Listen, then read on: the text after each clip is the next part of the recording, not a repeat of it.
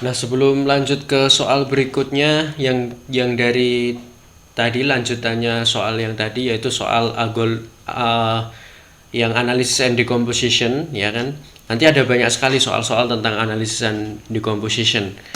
Tadi kan yang pertama tadi kan algorithm based on concept. Nah, itu contoh soalnya cuma satu. Karena memang soal-soal yang algorithm based on concept yang tadi itu cuma sedikit untuk bab ini gitu.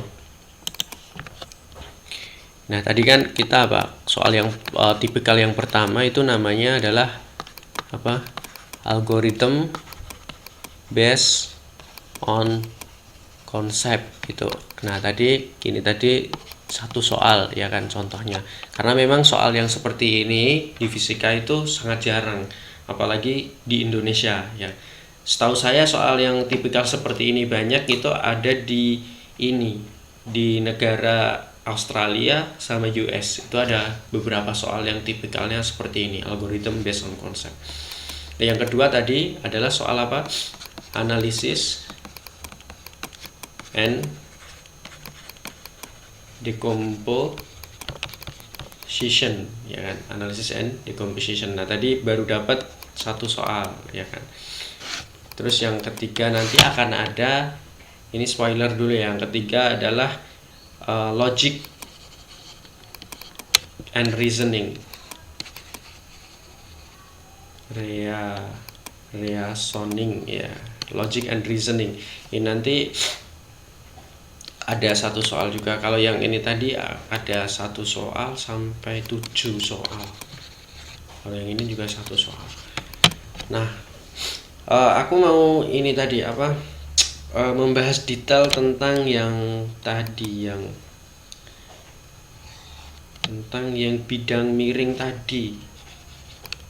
Bidang miring.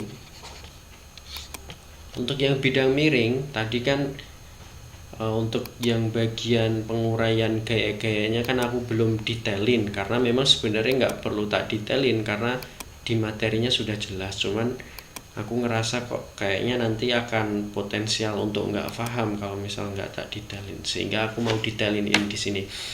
Jadi misalnya kalau ada sebuah benda itu ditaruh di sebuah bidang miring kayak gini, oke. Nah, maka yang terjadi untuk gaya yang pertama yang jelas itu adalah ada gaya berat W gitu. Oke, ada gaya berat. Selanjutnya gaya berat ini itu dapat kita uraikan yang arah ke sini. Ini nanti akan adalah W cosinus alfa, cosinus sudutnya ini gitu. Terus nanti bisa kita uraikan yang ke arah sini, yang ke arah bawah. Kalau ke arah bawah ini nanti adalah W sinus alfa gitu. Nah, aku juga mau detailin kenapa kok bisa dapet W cos alfa sama W sin theta. Oke, kita detailin lagi. Nah, pertama kita gambar segitiganya kan, bidang miring itu kan segitiga. Nah, terus di sini juga ada garis kayak gini, garis untuk yang W. Nah, terus di sini ada W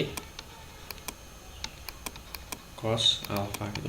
Nah, kalau kalian perhatikan, kalau sudutnya di sini ini adalah alfa, maka di sini nanti juga akan alfa sudutnya ini. Ini juga alfa gitu.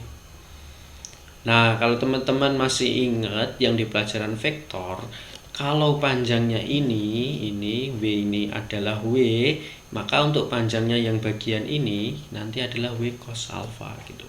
Terus untuk yang panjangnya yang ini nanti W sin alfa. Itu ada di pelajaran vektor. Oke, jadi seperti itu sedikit mengulas tentang penguraian pada bidang miring. Nah, nanti ada juga beberapa yang perlu diuraikan di situ. Nggak cuman gaya W. Seperti nanti misalnya kalau ada sebuah benda ditaruh di bidang miring kayak gini, terus nanti gayanya itu didorong pakai sama gaya F, tapi gayanya itu sejajar horizontal terhadap, bukan bidang miring, terhadap lantainya. Kan lantainya kan ini.